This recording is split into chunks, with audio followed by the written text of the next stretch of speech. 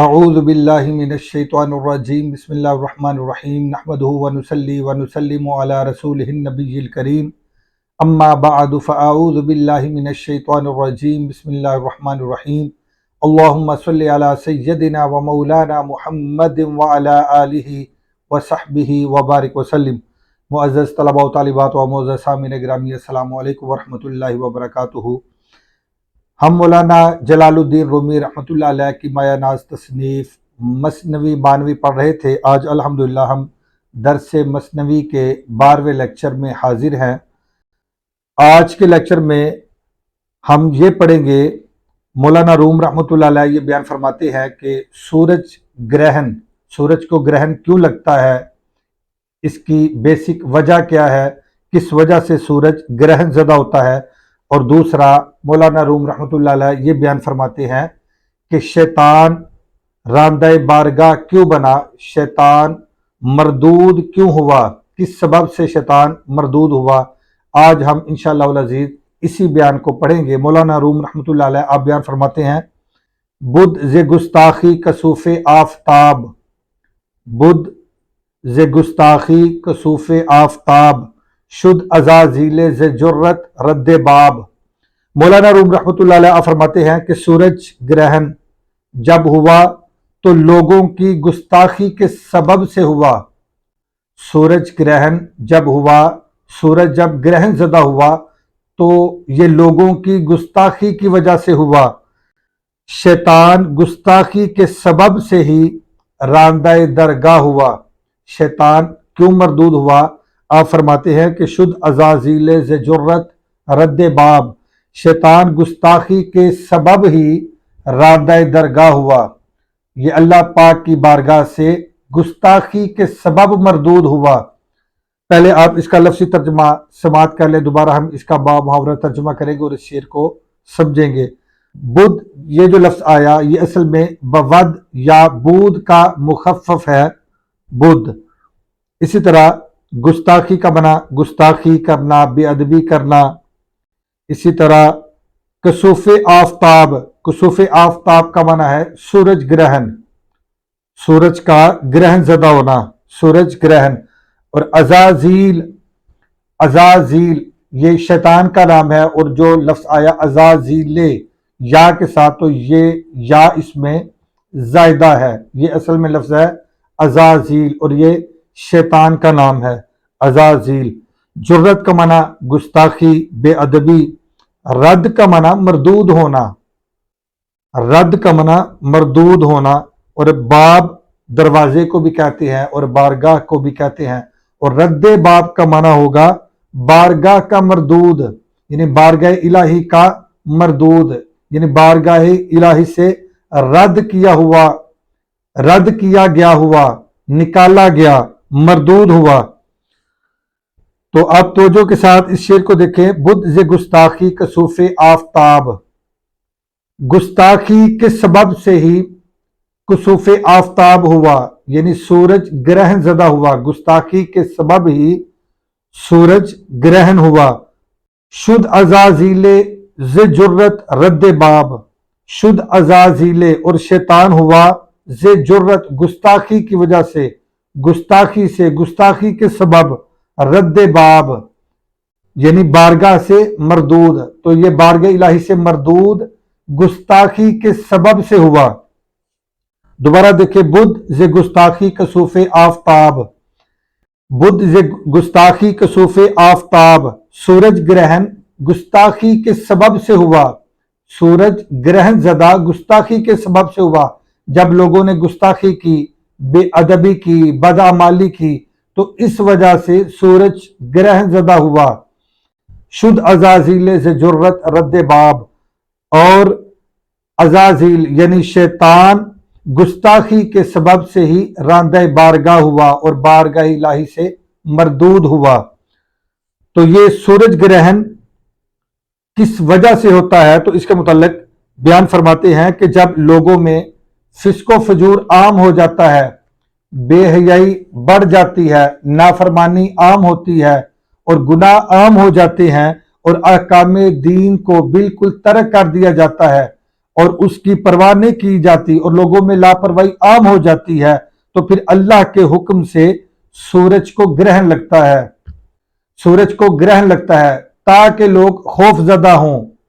تاکہ لوگ ڈر جائیں، ان کے دل میں خوف پیدا ہو، وہ ڈریں اور وہ رجوع کریں، اللہ پاک کی طرف رجوع کریں، وہ راجع اللہ بنے، وہ اللہ پاک کی بارگاہ کی طرف رجوع کریں، وہ تائب ہوں، وہ توبہ کریں، وہ استغفار کریں اور وہ اللہ کی طرف رجوع کریں اور سرکشی سے باز آ جائے۔ تو اس وجہ سے اللہ تعالیٰ یہ ایک منظر دکھاتا ہے لوگوں کو تاکہ اس ہولناک منظر سے لوگ خائف ہوں اور تائب ہوں اور راجع اللہ بنے، وہ اللہ کی طرف اللہ کی بارگاہ میں رجوع کریں اور وہ تائب ہوں اور گناہوں کی معافی طلب کریں اور اپنی سرکشی سے باز آ جائیں۔ اگر کوئی یہ کہے کہ یہ تو علم نجوم کے مطابق ستارے کا زمین اور آفتاب یعنی سورج کے درمیان حائل ہونے کے سبب سے یہ گرہن ہوتا ہے، تو اس کا جواب یہ ہے اور جواباً عرض یہ ہے کہ یہ جو ستارہ زمین اور سورج کے درمیان حائل ہوتا ہے، اس ستارے کو حائل کرنے والی ذات کون سی ہے؟ تو بلا شبہ وہ ذات باری تعالیٰ ہے، وہ اللہ ہے جو اس ستارے کو زمین اور سورج کے درمیان حائل کرتا ہے تاکہ لوگ یہ ایک ہولناک منظر دیکھیں، ایک خوفناک منظر دیکھیں اور ان کے دلوں میں اللہ کا خوف پیدا ہو، اللہ کا ڈر پیدا ہو اور وہ اللہ کی بارگاہ میں رجوع کریں اور وہ راجع ہو اور رجوع اللہ کریں اور سرکشی کو ترک کریں۔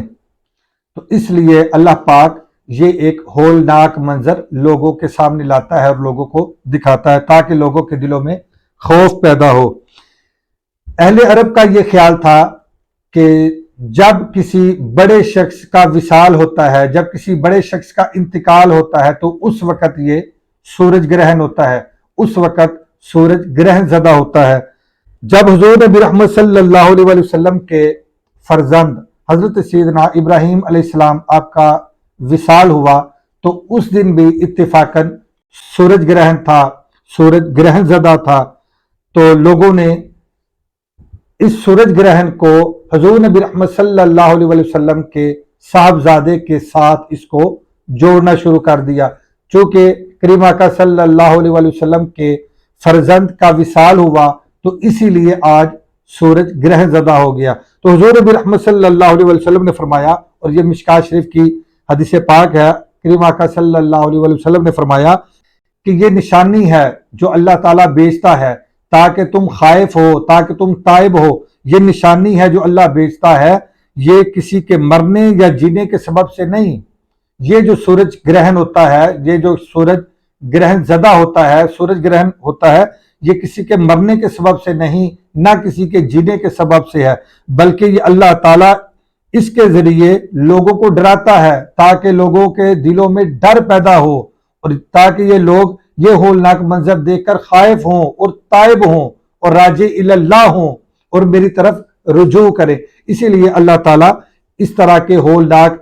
منظر لوگوں کو دکھاتا ہے تاکہ لوگ اس کی بارگاہ کی طرف رجوع کریں اور تائب ہوں اور سجدہ ریز ہوں اور سرکشی کو ترک کریں۔ دوسرے مصرے میں مولانا روم رحمۃ اللہ علیہ آپ فرماتے ہیں، شد عزازیل ز جرت رد باب، شد عزازیل ز جرت رد باب، شیطان گستاخی کے سبب سے ہی راندہ درگاہ ہوا، وہ اللہ پاک کی بارگاہ سے مردود ہوا۔ تو یہ اس واقعے کی طرف اشارہ ہے کہ جب اللہ تعالیٰ نے شیطان کو حکم دیا کہ حضرت سیدنا آدم علیہ السلام کو سجدہ کرو تو اس نے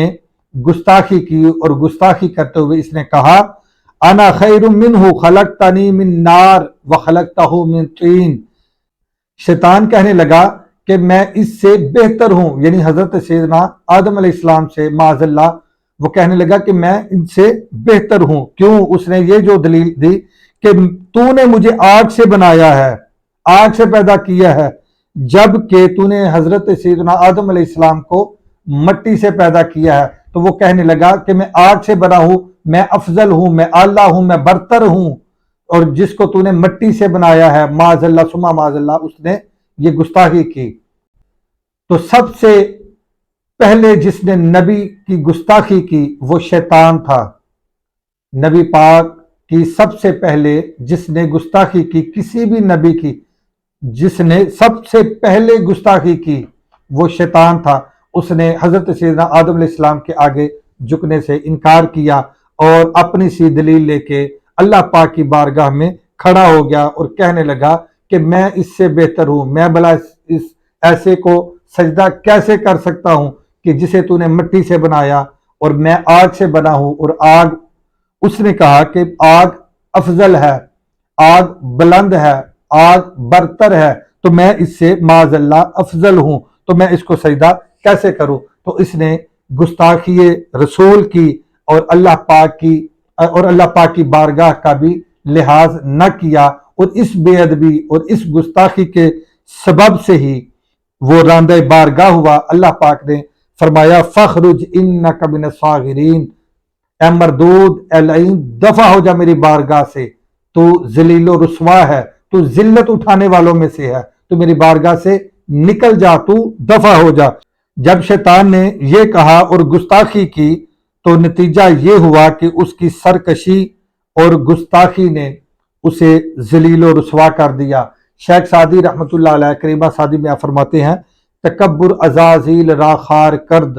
بزندان لعنت گرفتار کرد۔ شیخ سعدی رحمۃ اللہ علیہ فرماتے ہیں کہ تکبر نے شیطان کو رسوا کر دیا، کیونکہ شیطان نے تکبر کیا، غرور کیا، اکڑ گیا،